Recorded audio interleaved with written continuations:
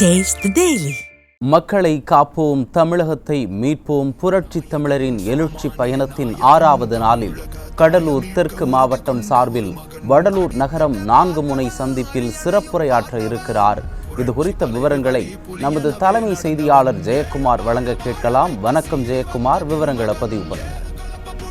வணக்கம் கண்ணதாசன். கடலூர் தெற்கு மாவட்டம் குறிஞ்சிப்பாடி சட்டமன்ற தொகுதி வடலூர் நகரம் 4 முனை சந்திப்பில் மக்களை காப்போம், தமிழகத்தை மீட்போம் புரட்சி தமிழருடைய எழுச்சி பயணத்தினுடைய 6வது நாளாக தற்போது சிறப்புரையாற்ற வருகிறது கொண்டிருக்கிறார்கள். இந்த விளமொழிங்கிலும் அனைத்திந்திய அண்ணா திராவிட முன்னேற்ற கழகத்தினுடைய தொண்டர்கள் மலர்களை தூவி உற்சாக வரவேற்பு அளித்துக் கொண்டிருக்கிறார்கள். ராட்சத மாலை ஒன்று ஜேசிபி இயந்திரம் மூலமாக பொதுச் செயலாளருக்கு அணிவித்து மகிழ்விக்க காத்துக் கொண்டிருக்கிறார்கள். பொதுச் செயலாளர் இந்த பல்லாயிரக்கணக்கான மக்கள் மத்தியிலே அவருடைய வாகனம் தவழ்ந்து வந்து கொண்டிருக்கிறது. அனைத்து இந்திய அண்ணா திராவிட முன்னேற்ற கழகத்தை பொறுத்தளவிற்கு ஆட்சியில் இருந்தபோது மக்களுக்காக இந்த சட்டமன்ற தொகுதியில, குறிப்பாக கடலூர் தெற்கு மாவட்டம் குறிஞ்சிப்பாடி சட்டமன்ற தொகுதிக்கு கழக ஆட்சியில் பல்வேறு திட்டங்கள் மேற்கொள்ளப்பட்டிருக்கிறது. வடலூர் வள்ளலார் சத்திய தர்மசாலையில் சுமார் 80 லட்சம் ரூபாய் மதிப்பீட்டில் மண்டபம் கட்டி கொடுக்கப்பட்டது. மேட்டுக்குப்பம் வள்ளலார் சிறு காப்பீடு அறை கருவறை மேல் செப்பு தகடு 60 லட்சம் ரூபாய் மதிப்பீட்டிலே அமைத்துக் கொடுக்கப்பட்டது. வள்ளலார் சத்திய தர்ம சாலையில், அதாவது சுற்றுப்பகுதியில் ரூபாய் 2 கோடி ரூபாய் மதிப்பிலே சிவண்ட் சாலை அமைத்துக் கொடுக்கப்பட்டது. இந்த பணிகள் எல்லாம் அனைத்து இந்திய அண்ணா திராவிட முன்னேற்ற கழக ஆட்சியில் 2011-16 காலகட்டத்திலே செய்து கொடுக்கப்பட்டது. அதே போன்று கடலூர் சேலம் சாலை வடலூர் 4 வழி சாலையாக அகலப்படுத்தி கொடுத்தது அதிமுக அரசு. மாண்புமிகு புரட்சி தலைவி இதய தெய்வம் அம்மா அவர்களுடைய அரசு செங்கால் ஓடை, பரவனாறு, அதே போன்று வாலாஜா ஏறு போன்ற நீர்நிலைகளை, அணைகளை பலப்படுத்தி ஆழப்படுத்தி சுத்தம் செய்து இயற்கை சீற்றங்களிலிருந்து பொதுமக்களையும் விவசாய நிலங்களையும் காப்பாற்றியது அதிமுக அரசு. மாண்புமிகு புரட்சி தலைவி அம்மா அவருடைய ஆட்சியில் அரசு கடலூர் இரட்டை ரோடு, அதே போன்று கண்ணாரப்பேட்டை உயர்மட்ட பாலம் அமைத்துக் கொடுக்கப்பட்டது. இது மிகப்பெரிய மக்களுடைய போக்குவரத்து நெரிசலை, பாதிப்பை சரி செய்து கொடுக்கப்பட்ட இடமாக பார்க்கப்பட்டது. மக்கள் அதனை நன்றி கடனோடு இன்றைக்கு அதிமுக அரசு வர வேண்டும் என்கிற அந்த எழுச்சியும் மக்கள் நலத்திட்டங்களை அவர்கள் மனதில் வைத்து கொண்டாடுவதையும் பார்க்க முடிகிறது. புரட்சி தமிழர் எடப்பாடியாருடைய ஆட்சி காலத்திலே 12,000 ஏக்கர் விளைநிலங்கள் பாசன வசதி பெறும் விவசாயிகளுடைய வாழ்வாதாரத்தை காப்பாற்ற குடிமராமத்து நாயகனாக இருந்து 119 கோடி ரூபாய் மதிப்பீட்டிலே பெருமாள் ஏரியை ஆழப்படுத்தி தூர்வாரி சுத்தம் செய்து பாசனத்திற்கு ஏற்றவாறு சரி செய்து கொடுத்தது அதிமுக அரசு. அரசியல் காழ்ப்புணர்ச்சி காரணமாக வந்த திமுக அரசு ஆட்சி மாற்றத்தின் போது அந்த ஏரியை பராமரிக்க தொடர்ந்து பணிகளை மேற்கொள்ள இன்றைக்கு செய்யாமல் விவசாயிகளுடைய வாழ்வாதாரத்தை வயிற்றில் அடித்திருப்பதாக விவசாயிகள் இன்று காலை அதிமுக பொதுச் செயலாளர் புரட்சி தமிழர் எடப்பாடி பழனிசாமியை சந்திக்க போது குற்றம் சாட்டியிருக்கிறார். ஆனால் இன்றைக்கு திமுக அமைச்சராக இந்த பகுதியில் இருக்கக்கூடிய அமைச்சர் ஏரியை ஆழப்படுத்த எடுத்த மண்ணை 1 லட்சம் லாரி லோடு, அதாவது மேலாக சாலை போடுவதற்கு விற்பனை செய்துள்ளதாகவும் ஒரு குற்றச்சாட்டு முன்வைக்கப்பட்டிருக்கு. அதே போன்று அனைத்து இந்திய அண்ணா திராவிட முன்னேற்ற கழக ஆட்சி காலத்திலே புரட்சி தமிழர் எடப்பாடி பழனிசாமி அவர்கள் மழைநீர், அதாவது சுற்றியுள்ள கிராமங்கள் பாதிக்காமல் இருக்க, விளைநிலங்கள் பாதிக்காமல் இருக்க அருவா மூக்கு திட்டம் 56 கோடி ரூபாய் மதிப்பீட்டிலே கொண்டு வரப்பட்டது. அந்த திட்டம் அறிவிக்கப்பட்டது. ஆனால் திமுக அரசு அரசியல் காழ்ப்புணர்ச்சியோடு அந்த அருவாமூக்கு திட்டத்தையும் கைவிட்டிருக்கிறார். இது மிகப்பெரிய வேதனையை ஏற்படுத்துவதாக விவசாயிகள் தெரிவித்திருக்கிறார்கள். கூடுதல் நிதியாக நிதி ஒதுக்கீடு செய்திருக்கிறார்கள். ஆனால் இன்னும் பணி மட்டும் செய்யப்படவில்லை என்ற குற்றச்சாட்டு அந்த பெருமாள் ஏரி பாதுகாப்பு விவசாயிகளுடைய சங்கத்திலே கோரிக்கை மனுக்களாக அளித்திருக்கிறார்கள்.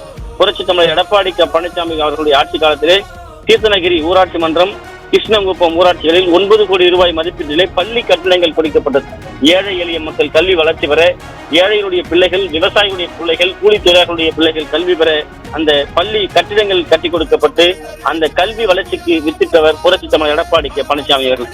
புரட்சி தமிழர் எடப்பாடி பழனிசாமியுடைய ஆட்சி காலத்திலே திருப்பாலையூர், பரவனாற்றில் 14 கோடி ரூபாய் தரைப்பாலம் அமைக்கப்பட்டது.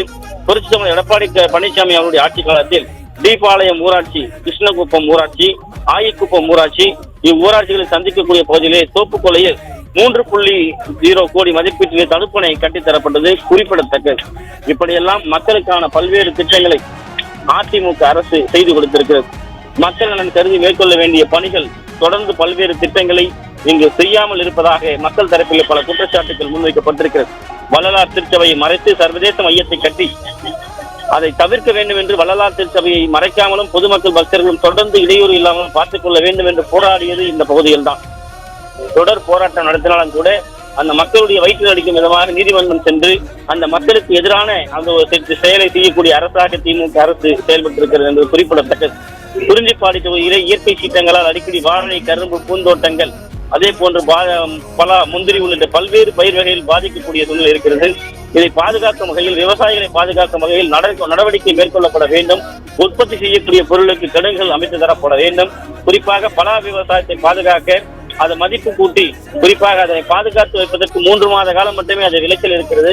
அதனை மேம்படுத்துவதற்கு தக்காளிகளுக்கு அதற்கு பாதுகாக்க பதப்படுத்த ஒரு தொழிற்சாலை அமைப்பது போல பலாவிற்கும் மக்களுடைய மருத்துவ குணம் சார்ந்த பழம் என்பதால், முக்கணிகளில் ஒன்று என்பதால், அது சார்ந்த தொழில் அதை பாதுகாக்கக்கூடிய அந்த கட்டிடங்களை கட்டித்தர வேண்டும் என்கிற கோரிக்கையை விவசாயிகள் எதிர்பார்த்து இன்றைக்கு அதிமுக பொதுச் செயலாளர் தான் அதை நிறைவேற்றுவார் என்று இந்த விவசாயிகளுடைய ஆலோசனை கூட்டத்திலே அவர்கள் முன்வைத்திருக்கிறார்கள்.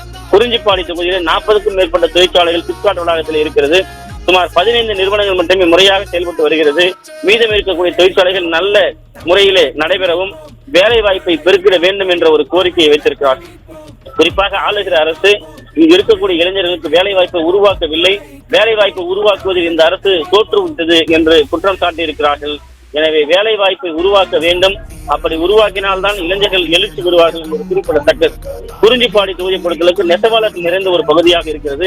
இந்த குறிஞ்சிப்பாடி சட்டமன்ற தொகுதியில் இருக்கக்கூடிய நெசவாளர்களுடைய வாழ்வாதாரம் மேம்பட, அவர்கள் ஏற்றம் பெற, நெசவாளிகளுக்கு மும்முனை மின்சாரம், அவர்களுக்கு வழங்க வேண்டிய மானியங்கள், அவர்களுக்கு வழங்க வேண்டிய இழப்பீடுகள், இவற்றையெல்லாம் கொடுக்காமல் இந்த அரசு எதிர்த்தளிப்பதாக குற்றம் சாட்டு முன்வைக்கப்பட்டிருக்கிறது. அதனையும் இவர்கள் செய்து தர வேண்டும் என்கிற கோரிக்கையை அதிமுக பொதுச் செயலாளர் எடப்பாடி கே பழனிசாமியிடம் வைத்திருக்கிறார்கள். அதை விரைவாக செய்து கொடுப்பார்கள் என்பது குறிப்பிடத்தக்கது. குறிப்பாக குறிஞ்சிப்பாடி சட்டமன்ற தொகுதியிலே மீனவர்கள் அதிகம் நிறைந்த ஒரு பகுதியாக இருக்கிறது. இந்த பகுதியிலே மீனவர்களுடைய வாழ்வாதாரம் முன்னேறும் வகையிலே துறைமுக பணியை விரைந்து முடிக்க வேண்டும். மீன்பிடி தொழிலை ஊக்கப்படுத்த வேண்டும். இவர்களுக்கு உண்டான சலுகைகளை, மானியங்களை முறையாக பெற்றுத்தர வேண்டும். இந்த அரசு கைவிட்டிருக்கிறது. அதனை அனைத்திந்திய அண்ணா திராவிட முன்னேற்ற கழக அரசு செய்து தரும் என்பது குறிப்பிடத்தக்கது. குறிப்பாக பல்வேறு திட்டங்களை அதிமுக அரசு செய்து கொடுத்திருந்தாலும் இந்த பகுதியிலே இருக்கக்கூடிய 100 நாள் வேலை திட்டத்திலே பல முறைகேடுகள் நடந்திருப்பதாக குற்றச்சாட்டு முன்வைக்கப்பட்டிருக்கிறது.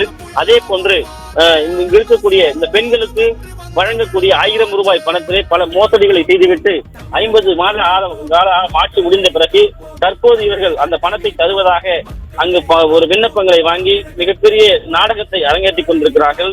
அது ஏற்புடையதாக இல்லை.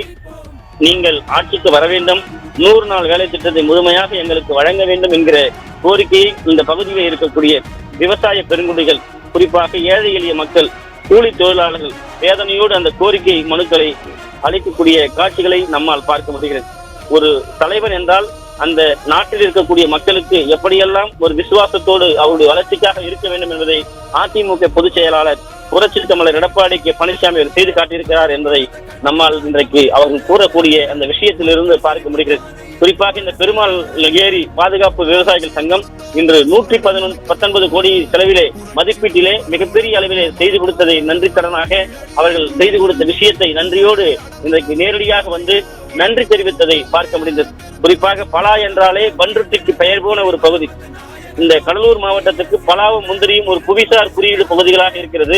இந்த மண்ணிற்கு ஏற்ற ஒரு வளமான பொருட்களாக அது விளைந்து கொண்டிருக்கிறது. அதற்கு உரிய விலை இல்லை. குறிப்பாக பன்ருட்டி பகுதியில் இருக்கக்கூடிய ஒட்டன்சத்திரம் காய்கறி மார்க்கெட் மாதிரி பலாவிற்கான ஒரு தனி மார்க்கெட்டை செய்து தர வேண்டும் என்கிற ஒரு சந்தையை ஏற்படுத்தி தர வேண்டும் என்கிற கோரிக்கையை அதிமுக பொதுச் செயலாளர் புரட்சி தமிழர் எடப்பாடி கே பழனிசாமியிடம் வைத்திருக்கிறார்கள்.